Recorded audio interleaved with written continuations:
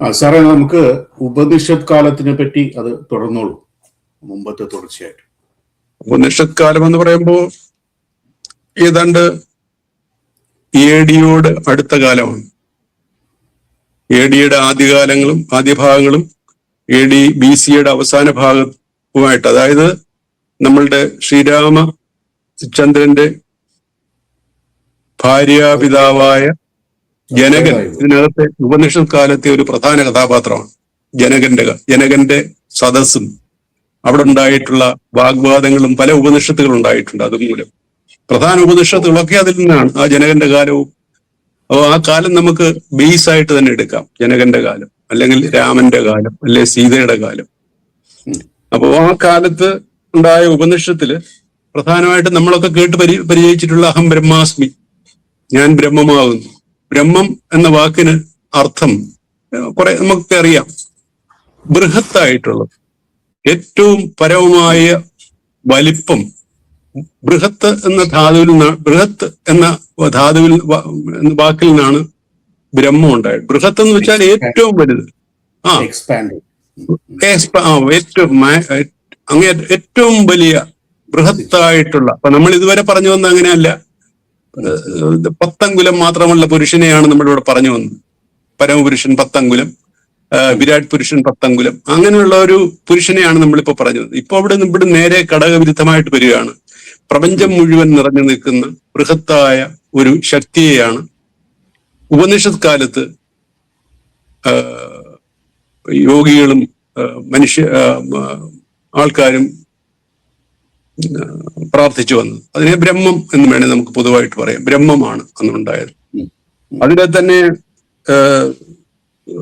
പറയുന്നുണ്ട്. തത്വമസി കേട്ടിട്ടുണ്ടാവും. തത്വമസി യേഷു അണിമൈ താതാത്മ്യവിധം ആരണി എന്ന് പറയുന്ന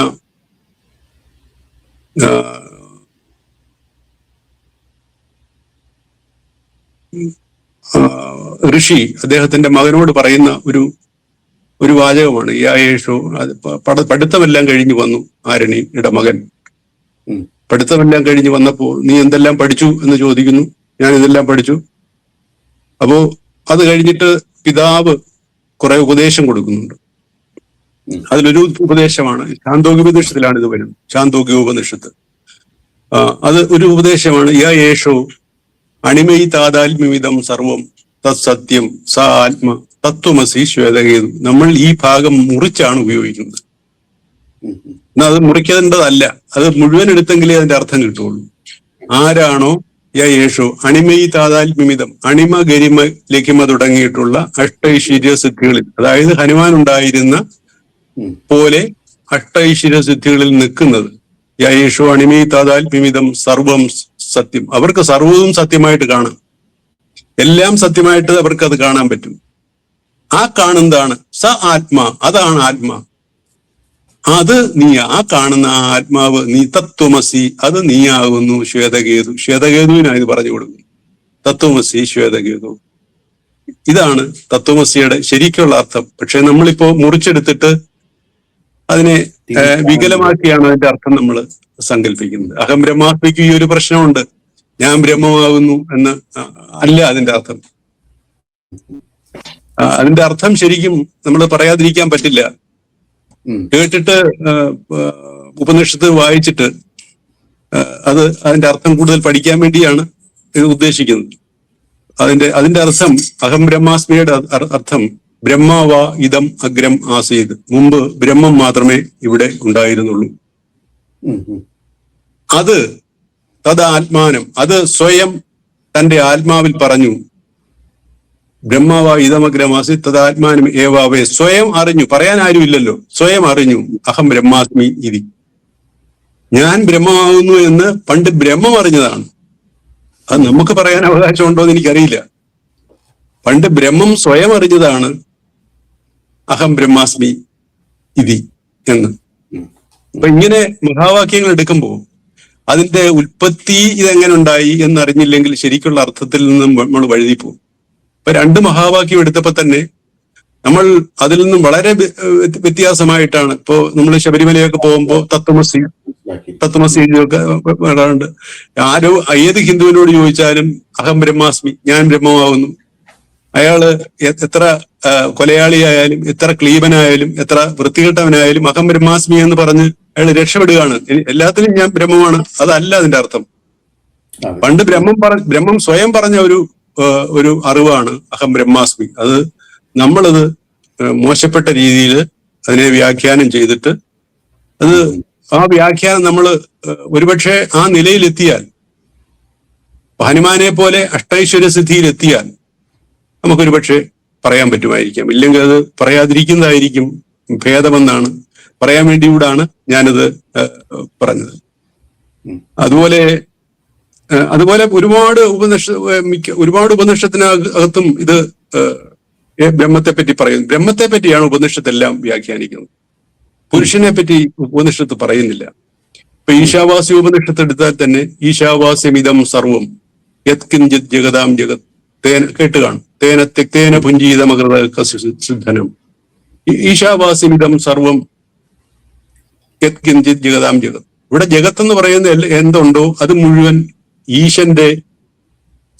ഈശനാൽ വസിക്കപ്പെട്ടതാണ്. ഇതെന്ന് വെച്ചാൽ ബ്രഹ്മമാണ്.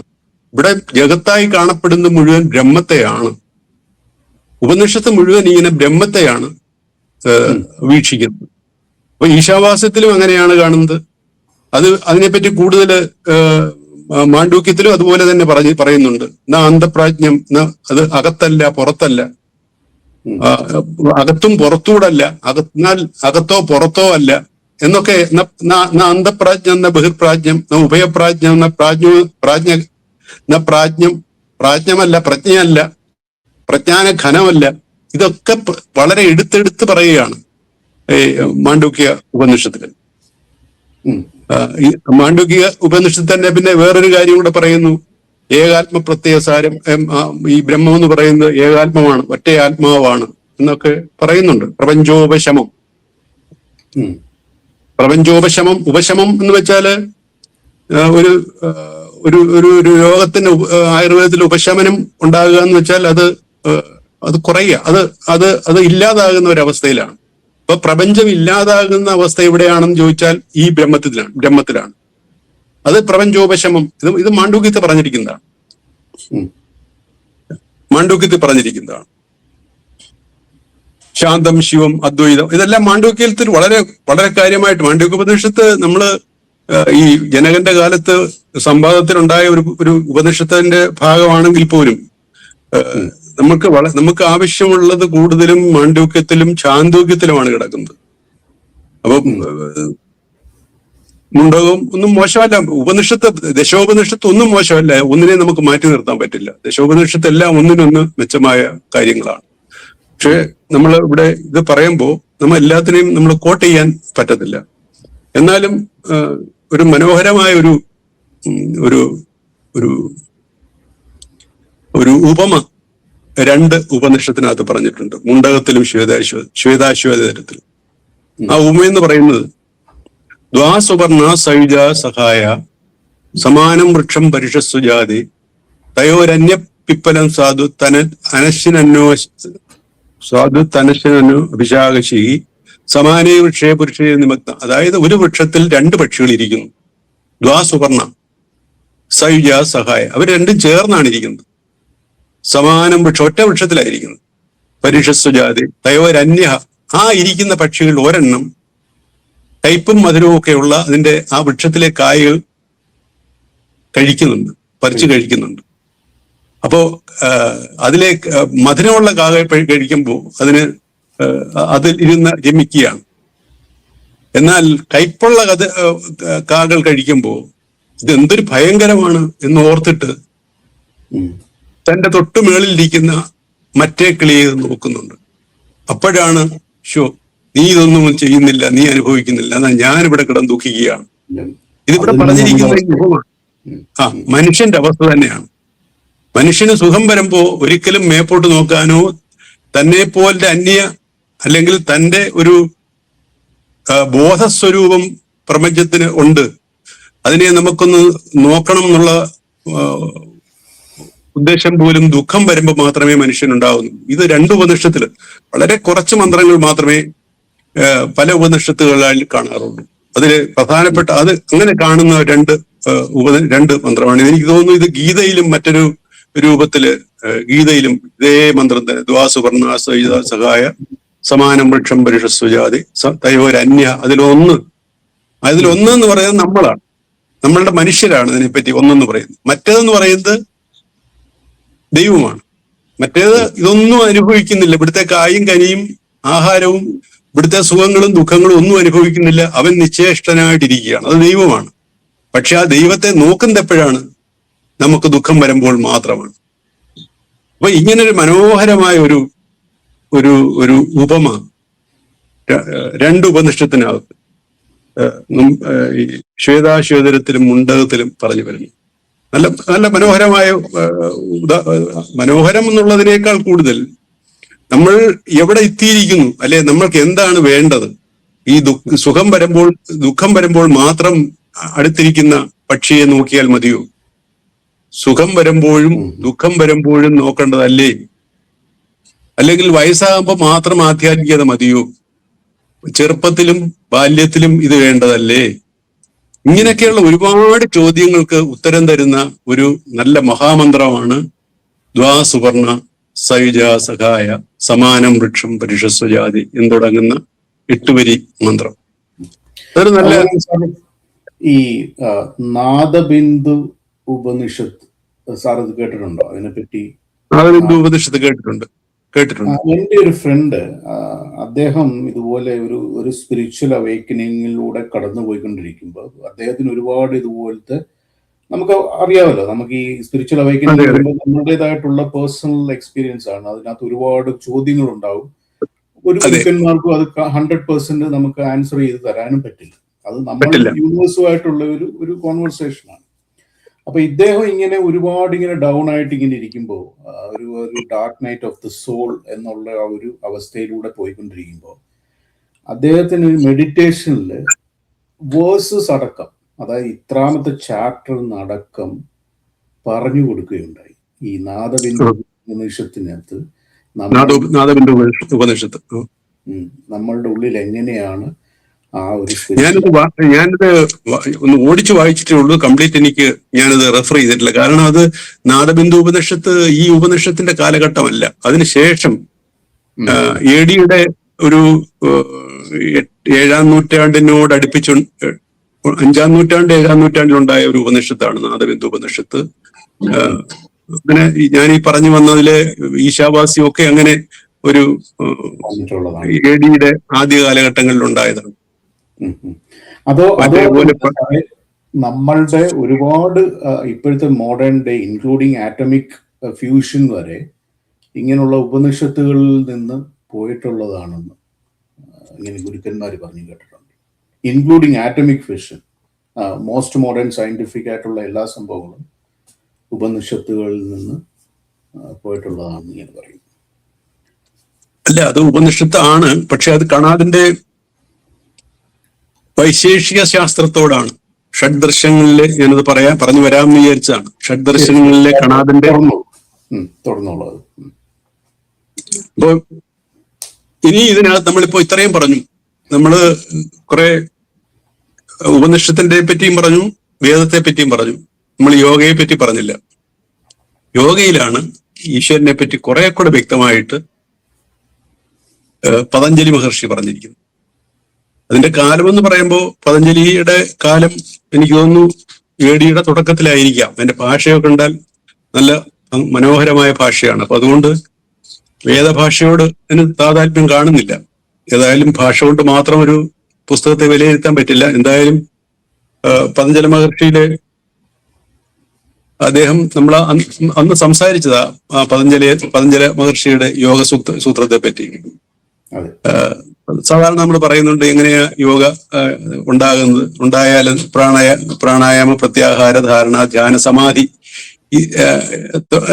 അത് കിട്ടാനായിട്ട് സമാധി കിട്ടാനായിട്ട് ഇത്രയും ചെയ്യണം. ഇനി ചെയ്യാതെ കണ്ടും നമ്മളതിനെപ്പറ്റി ചർച്ച ചെയ്തതാണ്. ചെയ്യാതെ കണ്ടും മൈത്രി കരുണ മുദിത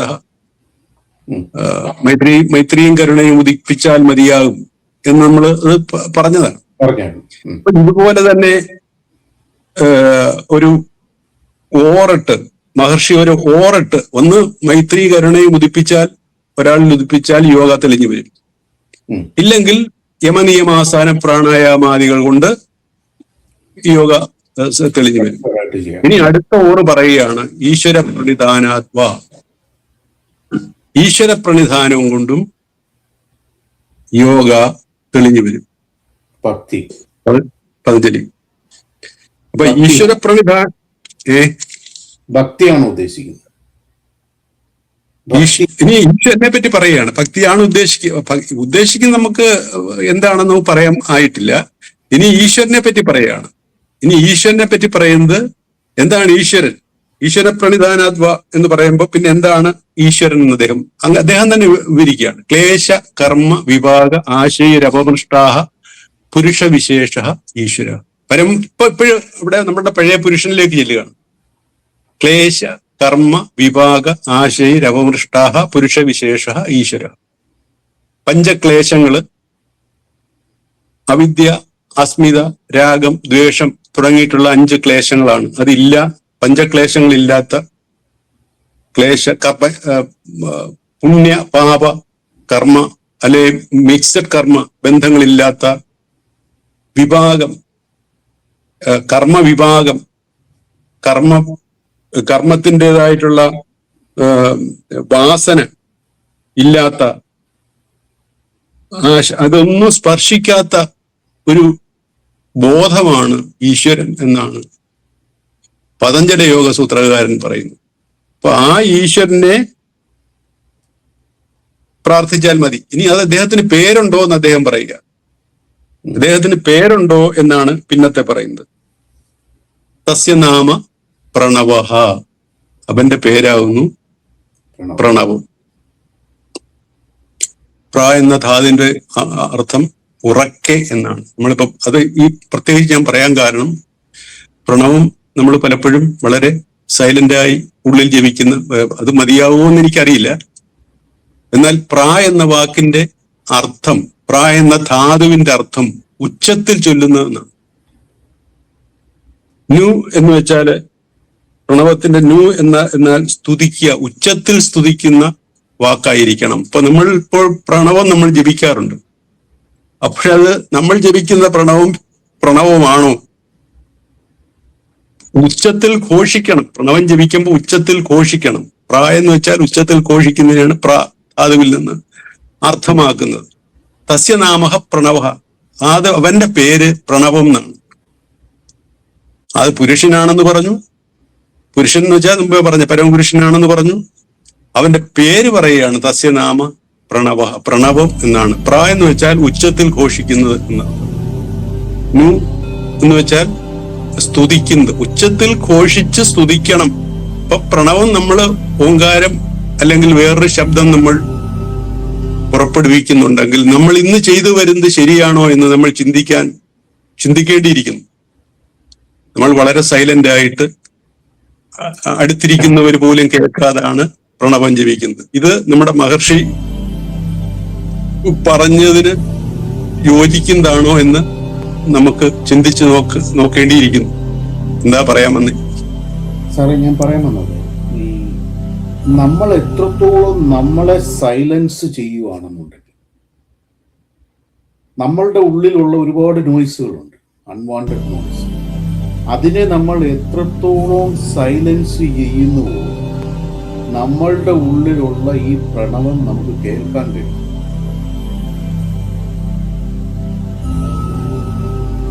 നമ്മളുടെ ഉള്ളിൽ ഒരു പ്രണവ ധ്വനിയുണ്ട്, ഒരു ധ്വനിയുണ്ട്. അതിനെ നമുക്ക് കേൾക്കാൻ കഴിയും ഉച്ചത്തിൽ. പക്ഷെ നമ്മളെ സൈലൻസ് ചെയ്യണം. അല്ല, അത് ഈ മറ്റേ ഈ സന്യാസ പരമ്പരയിലെ ഈ ആരോടും മിണ്ടാതിരി എന്നുള്ള തമിഴിലെ വാക്യം തന്നെ, തമിഴിൽ അങ്ങനെ മിണ്ടാതിരി എന്ന് പറയുന്ന ഒരു ഉപദേശമുണ്ട്. അപ്പൊ അതിൽ നിന്നും മിണ്ടാതിരി എന്നുള്ളതിൽ നിന്ന് മിണ്ടാതിരിക്കുമ്പോൾ ഉള്ളിലെ പ്രണവം അല്ലെങ്കിൽ ഈ ഒരു ശബ്ദം ഉണ്ടാകുന്നുണ്ട്. പക്ഷെ ആ ശബ്ദം ഉണ്ടാതിരുന്നാൽ ഉണ്ടാകുന്നത് എങ്ങനെയാണ്? നമുക്കതിനൊരു വെടിമരുന്നിന്റെ തീ കൊടുക്കണ്ടേ? അപ്പൊ ആ തീ കൊടുത്തെങ്കിലല്ലേ ആ വെടിമരുന്ന് മനോഹരമായ പൂവായിട്ട് അത് വിരിയത്തുള്ളൂ. അപ്പൊ ആ തീ നമ്മൾ കൊടുക്കേണ്ടത് പ്രണവം കൊണ്ട് തന്നെയാണ്. കൊടുത്ത് കുറെ കഴിയുമ്പോഴാണ് സൈലന്റിലേക്ക് വരേണ്ടത്. അപ്പൊ നമ്മുടെ ഉള്ളിലും മനസ്സിന്റെ എല്ലാ തലങ്ങളിലും പ്രണവം നിറഞ്ഞിരിക്കുന്ന സമയത്താണ് നമ്മൾ സൈലന്റിലേക്ക് കടക്കേണ്ടത്. അല്ലാതെ ചുമ്മാതെ നമ്മൾ കൊച്ചുനാള് മുതലേ ഒരാൾ മിണ്ടാതിരിക്കുന്ന ഒരു മനുഷ്യന് ഇത് കിട്ടുമെന്ന് എനിക്കറിയില്ല. ഞാൻ അങ്ങനെയല്ല ഉദ്ദേശിച്ചത് സാറേ. ഞാൻ ഉദ്ദേശിച്ചത് സാറി പറഞ്ഞ പോലെ നമ്മൾ ഓരോ ക്രിയകളിലൂടെയാണ് നമ്മൾ അതെ അതെ അതെ അതെ അതെ ഞാനും അത് തന്നെയാണ് പറഞ്ഞത്. ഓരോ ക്രിയകളിലൂടെ നമ്മൾ ഈ സൈലൻസിലെത്തണം. എങ്ങനെ നമുക്ക് സൈലന്റ് ആവാൻ പറ്റില്ലല്ലോ. നമ്മൾ ആക്കിയെടുക്കുകയാണ് ചെയ്യുന്നത്. നമ്മൾ ഈ സൈലന്റ് ആക്കിയെടുക്കുകയാണ് ചെയ്യുന്നത്. സൈലന്റ് ആക്കിയെടുക്കുന്നതിന് മുമ്പായിട്ട് നമ്മള് ആ സൈലന്റ് ആക്കിയെടുക്കുന്നതിന് മുമ്പായിട്ട് നമ്മൾക്ക് അങ്ങോട്ട് കൊടുക്കാവുന്ന നിർദ്ദേശത്തിൽ ഒന്നാണ് ഈ പ്രണവം. നമ്മൾ ഉള്ളിലോട്ട് കൊടുക്കാവുന്ന ഒരു നിർദ്ദേശമുണ്ടല്ലോ. നിർദ്ദേശങ്ങളാണല്ലോ പിന്നെ പാലിക്കപ്പെടുന്നത്. ആ നിർദ്ദേശമാണ് പ്രണവം. വേറൊന്നും ആചാര്യം പറഞ്ഞിട്ടില്ല. അപ്പൊ അതെങ്ങനെ ആയിരിക്കണം? ഞാൻ അതിന്റെ അർത്ഥം പറഞ്ഞു. ഇന്ന് ചെയ്യുന്നത് ശരിക്കും അത് നമ്മൾ ഈ സൈലന്റ് ഇപ്പൊ പറഞ്ഞത് വളരെ സൈലന്റ് ആയിട്ടുള്ള ഇതെല്ലാം കഴിഞ്ഞ ശേഷം സൈലന്റിലേക്ക് പോകുന്ന അവധൂതന്മാരുടെ അവസ്ഥയെ പറ്റിയാണ് പറഞ്ഞത്. ആ അവധൂതന്മാര് ആദ്യകാലങ്ങളിൽ എങ്ങനെയായിരുന്നു നമുക്കറിയില്ല. ഒരുപക്ഷെ അവര് ജപങ്ങളൊക്കെ ചെയ്തിട്ടുണ്ടാകും. നമ്മളിപ്പോ രമണ മഹർഷിയൊക്കെ പറ്റി ആലോചിച്ചാൽ ജപങ്ങളൊക്കെ ചെയ്തിട്ടുള്ളവരാണ്. അപ്പൊ ആ ജപത്തില് അങ്ങനെ ചെയ്യുമ്പോൾ ഈ പ്രണവത്തെ ഏറ്റവും പ്രധാനമായ മന്ത്രമാക്കി എടുക്കുകയും അത് ഉദ്ദേശിക്കുന്ന രീതിയിൽ അതിനെ നമുക്ക് ചൊല്ലാൻ കഴിയുകയും ചെയ്യണം. ഇന്ന് ചൊല്ലുന്ന രീതി അത് ശരിയാണോ നമ്മൾ ചിന്തിക്കേണ്ടിയിരിക്കുന്നു. എന്നിട്ട് അത് കഴിഞ്ഞിട്ട് നമ്മൾ സ്വാഭാവികമായിട്ട് നമുക്ക് ചൊല്ലാൻ പറ്റാത്തൊരവസ്ഥയിൽ നമ്മൾ സൈലൻസ് ആവുകയാണ് ചെയ്യുന്നത്. സൈലൻസ് ആകുമ്പോൾ നമ്മുടെ ഉള്ളിൽ പ്രണവം ഇങ്ങനെ ഉണർന്ന് വന്ന് വരിക. അതെ എനിക്ക് മനസ്സിലായി.